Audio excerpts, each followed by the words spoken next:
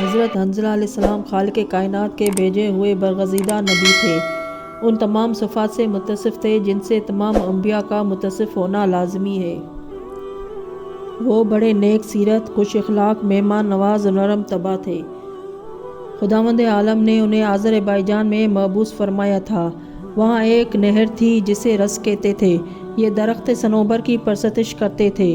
ان کی عورتیں عورتوں سے مصاحقہ کرتی تھیں اور ان کے مرد مردوں کے ساتھ اغلام کیا کرتے تھے۔ ان کی عورتیں مردوں سے اور ان کے مرد عورتوں سے بے نیاز تھے۔ ان کا طریقہ یہ تھا کہ وہ اپنی بیٹی، ماں، بہن کو اپنے پڑوسیوں، دوستوں کو استعمال کے لیے دے دیتے تھے۔ بروایت وہ باکرہ لڑکیوں کی بھی پوجا کرتے تھے۔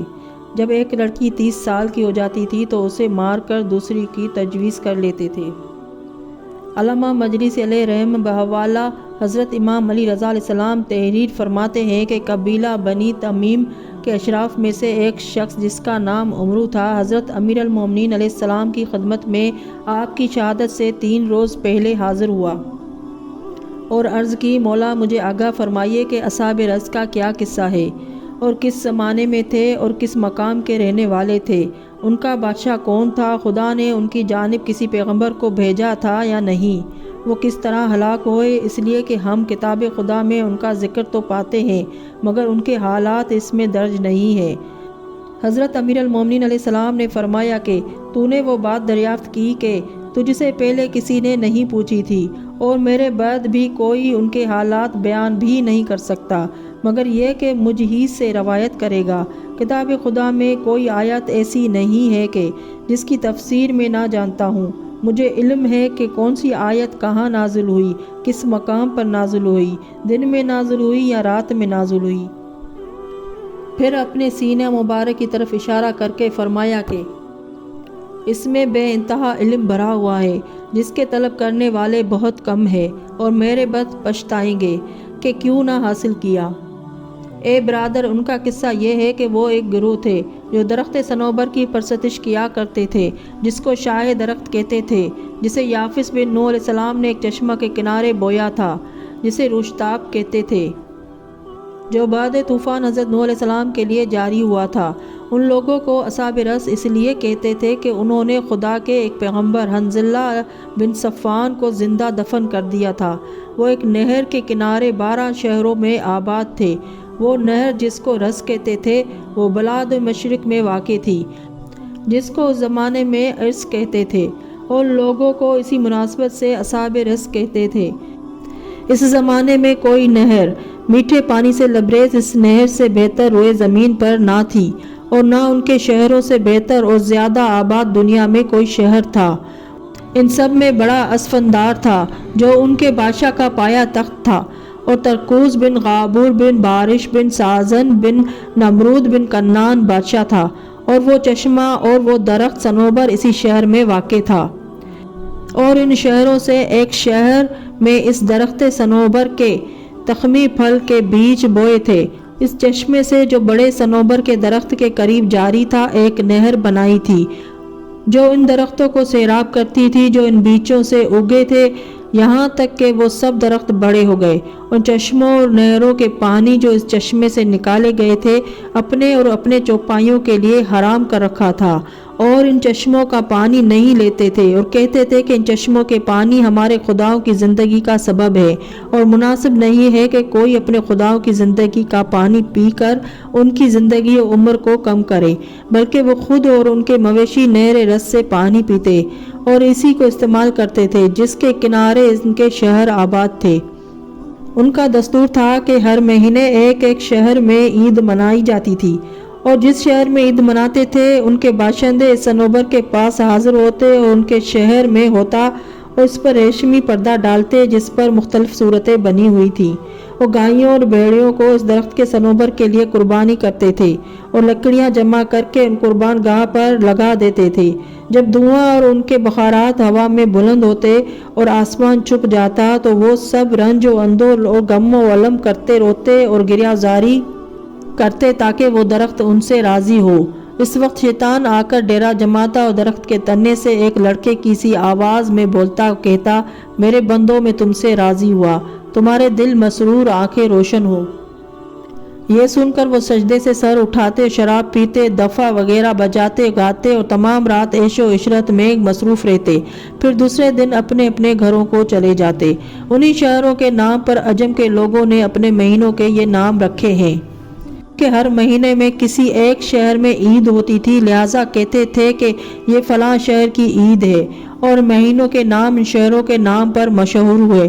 اور جب ان کے سب سے بڑے شہر کی عید ہوتی تو چھوٹے بڑے اس شہر میں جاتے اور اس بڑے درخت صنوبر اور اس چشمے کے پاس حاضر ہوتے اور ایک بڑا ریشمی پردہ جس پر طرح طرح کی صورتیں بنی ہوتی اس درخت پر ڈال دیتے اور سرا پردہ کے سامنے بارگاہ درگاہ بناتے کہ ہر درگاہ ان کے 12 شہروں میں سے ایک شہر والوں کے لیے مخصوص تھی، اور پردے کے باہر سے اس درخت صنوبر کو سجدہ کرتے اور اس کے واسطے قربانیاں کرتے، اتنی ہی قربانیاں جتنی ہر درخت کے لیے الگ الگ کرتے تھے۔ پھر ابلیس ملعون آ کر اس درخت کو بلاتا اور اس میں سے آواز دیتا، ان سے کلام کرتا، ان سے وعدہ کرتا، ان کو شیطانوں سے زیادہ امیدیں دلاتا جو دوسرے درختوں کے شیاطین ان کو امیدیں دلاتے تھے۔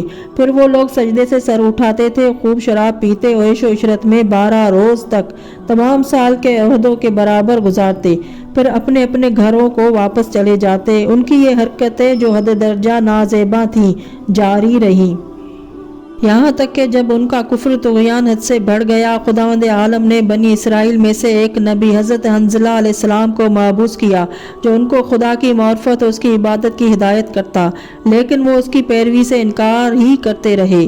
جب پیغمبر نے دیکھا کہ وہ اپنے کفر و ضلالت میں غرق ہیں اور پیغمبر کی نصیحت و ہدایت سے اپنے خواب غفلت سے بیدار نہیں ہوتے اور اپنی بھلائی اور نیکی کی جانب رخ نہیں کرتے، تو جب ان کے سب سے بڑے شہر کی عید کا زمانہ آیا تو نبی نے بارگاہ الہی میں مناجات کی کہ خداوندہ تیرے یہ بندے میری تکذیب اور تیری ذات سے انکار کے سوا کوئی امر نیک اختیار نہیں کرتے۔ مالک، گزارش ہے کہ یہ جس درخت کو پوچھتے ہیں تو اسے خشک کر دے اور اپنی قوت و طاقت ان کو دکھا دے۔ اس دعا کا یہ اثر ہوا کہ دوسرے روز صبح کو ان گمراہوں نے دیکھا کہ ان کے تمام درخت خشک ہو گئے ہیں، جس سے وہ بہت پریشان خوفزدہ ہوئے اور ان میں 2 گروہ ہو گئے۔ ایک کہتا تھا کہ یہ شخص جو خدا آسمان و زمین کی پیغمبری کا دعویٰ کرتا ہے اس نے جادو کر دیا ہے تاکہ تمہاری روزی اور تمہارے خداؤں کی جانب سے ملتی ہے اپنے خدا کی جانب سے قرار دے۔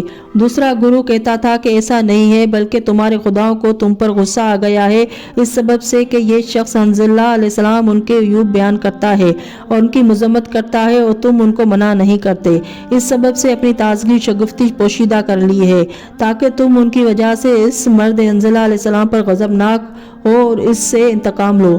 یہ سوچ کر گمراہوں نے حضرت حنظلہ علیہ السلام کو قتل کرنے کا مشورہ کیا اور انہیں مار ڈالنے پر متفق ہو گئے۔ اس کے لیے سیسے کی بہت سے نلکے بنائے، بہت چوڑے کشادہ، اور ایک دوسرے میں جوڑ کر چشمے بزرگ کی طرح تک لے گئے۔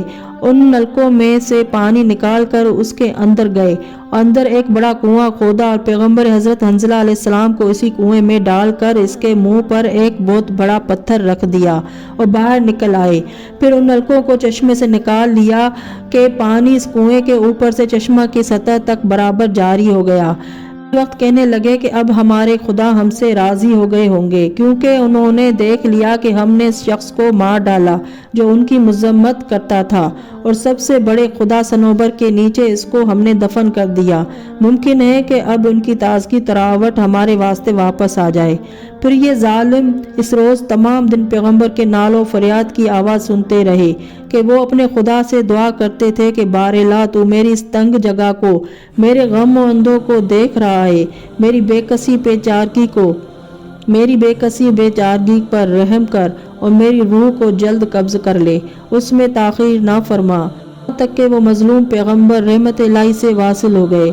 اس وقت حق تعالیٰ نے جبرائیل علیہ السلام کو وحی کی کہ یہ میرے بندے بہت سرکش ہو گئے ہیں اور میرے عذاب سے ڈرتے نہیں اور بتوں کی عبادت کرتے ہیں، انہوں نے میرے پیغمبر کو مار ڈالا۔ کیا یہ گمان کرتے ہیں کہ میرے عذاب کا رخ ان کی طرف نہ ہوگا؟ کیا وہ میری حکومت سے، بادشاہی سے نکل سکتے ہیں؟ حالانکہ میں اپنے ہر نافرمان سے اور عذاب سے نہ ڈرنے والے سے ہمیشہ ناراض رہا ہوں۔ مجھے اپنی عزت و جلال کی قسم ہے کہ میں ان لوگوں کو اس طرح معذب کروں گا کہ تمام عالم کے لیے ان کا تماشا ہوگا۔ غرض کہ وہ بدستور اپنی عید منانے میں مشغول تھے۔ ناگہاں ایک سرخ ہوائے تند ان پر آئی جس سے وہ سب حیران ہو گئے اور ڈر کر ایک دوسرے سے لپٹ گئے۔ خدا نے زمین کو ان کے پیروں کے نیچے جلتا اور پگھلتا ہوا گندھک بنا دیا اور ایک سیاہ ابر ان پر چھا گیا جس سے آگ برسنا شروع ہوئی، جس نے ان کے بدنوں کو پگھلا کر پانی بنا دیا جیسے سیزا آگ میں پگھل کر پانی ہو جاتا ہے۔ حضرت امیر المومنین فرماتے ہیں کہ فَتَعُوذُ بِاللَّهِ مِنْ غَضَبِهِ وَنُزُولِ نَقْمَتِهِ وَلَا حَوْلَ وَلَا قُوَّةَ إِلَّا بِاللَّهِ الْعَلِيِّ الْعَظِيمِ۔ ہم اللہ کے ذریعے سے اس کے غضب اور نزول عذاب سے پناہ مانگتے ہیں۔ بے شک ہر قسم کی قوت اور طاقت صرف اللہ میں ہے جو نہایت ہی بزرگ و برتر ہے۔ اللہم صلی علی محمد وآل محمد۔